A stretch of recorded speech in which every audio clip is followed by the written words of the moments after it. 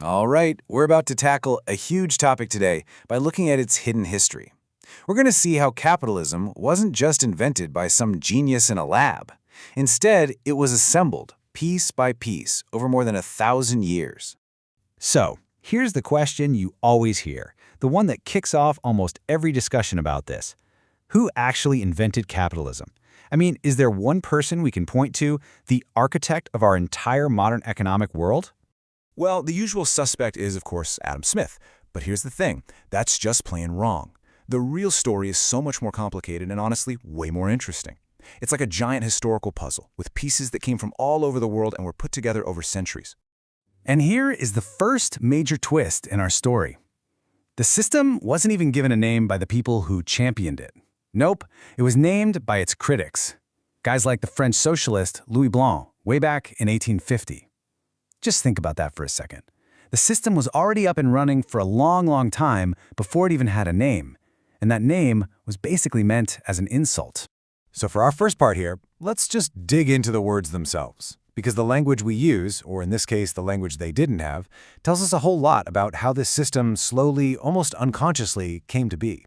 You can actually watch the idea evolve right here in the words. Back in the 12th century, capitali just meant stuff, funds, merchandise, money. Fast forward to the 17th century, and a capitalist was just a person who owned a lot of that capital. It wasn't until the 19th century, when socialists needed a word for the whole shebang they were arguing against, that the term capitalism was finally born. And this, right here, just drives the point home. Get this, Adam Smith, the man everyone credits with explaining it all, never, not even once, wrote down the word capitalism. To him, he was just describing what he called a commercial society. That name tells you he saw the market as just one part of life, not this all-encompassing ism. The system was already there before anyone thought to give it a big, formal name. Okay, so if it wasn't invented, how did it get assembled? Well, to build a global system, you need tools. And you might be surprised where the earliest blueprints for modern finance came from. It wasn't Renaissance Italy or industrial England. It was actually the incredibly sophisticated and far-reaching trade networks of the Islamic Golden Age. Check this out. The SOC. Sound familiar? It was basically a letter of credit, and it's the direct ancestor of the modern check, or the mudaraba, a kind of profit-sharing partnership that was really the forerunner to the limited liability company, or LLC. These weren't just clever accounting tricks. This was the financial software that made complex, long-distance trade possible. Europe essentially imported this logic, giving them the tools for their own economic boom. Okay, so we've got the financial software. But to keep building our capitalist machine, we need two more absolutely critical components. You need the moral permission to actually go out and seek profit, and you need the mathematical tools to measure it rationally. You have to remember, for a huge chunk of the Middle Ages in Europe, profit-seeking was seen as a sin. That all started to change in the 16th century, thanks to a group of Spanish theologians of all people from the School of Salamanca. They started arguing that, hey, commerce actually serves the public good. They defended private property, and, this is the big one, they said a just price isn't based on how much something costs to make, it's whatever the market agrees on. They basically gave capitalism its moral license to operate. And right around the same time this moral shift was happening, a technical revolution was underway, thanks to an Italian friar and mathematician named Luca Pacioli. Now, he didn't invent double-entry bookkeeping, but he was the first to write it all down and standardize it. This elegant system where for every debit, there's an equal and opposite credit.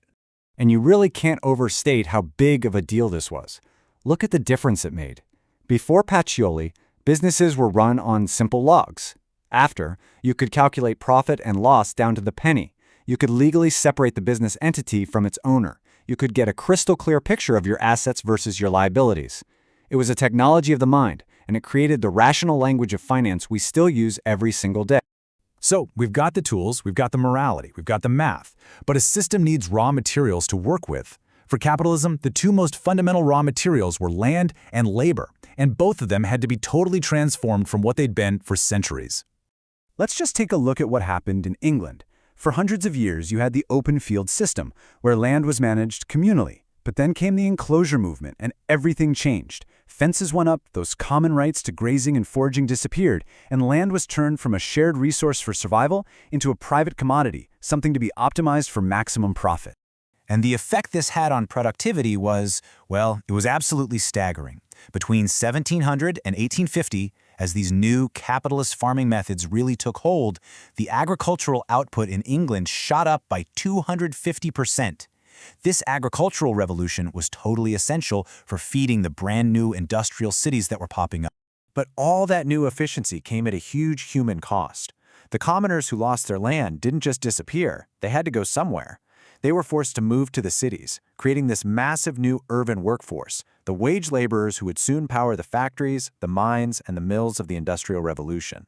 Now, building on all these foundations, merchants perfected what you could call the ultimate tool for pooling capital, the corporation. The prime example here is the Dutch East India Company, the VOC. In 1602, it conducted the world's very first IPO. It created permanent capital, so money wasn't just tied to a single voyage, and it issued shares that anyone could buy and sell, which led directly to the creation of the world's first modern stock exchange right there in Amsterdam. Okay, so let's take a breath.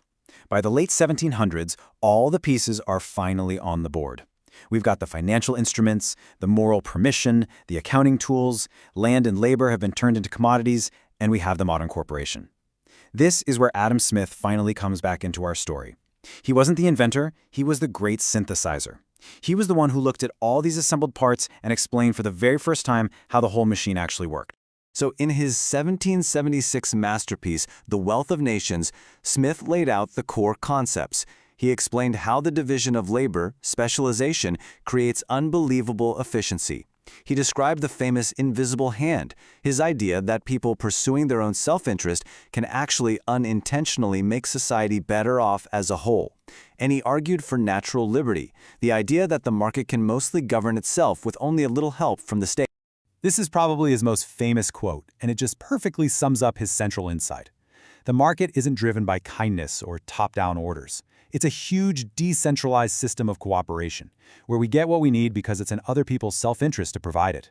And so here we have the final assembly. Adam Smith provided the intellectual operating manual at the exact same moment that the Industrial Revolution was providing the raw horsepower. This incredible combination finally locked all those different, centuries-old parts together, and it transformed this emerging system into the dominant global force we know today. So when you step back and look at the whole story, you see it. Capitalism was never designed. It wasn't invented. It evolved. It was assembled, piece by messy piece, over 1,000 years, from parts as different as Islamic finance, Spanish theology, and English farming. And that leaves us with one last big question to think about. If this system was never designed, and it's always evolving, what is it evolving into next?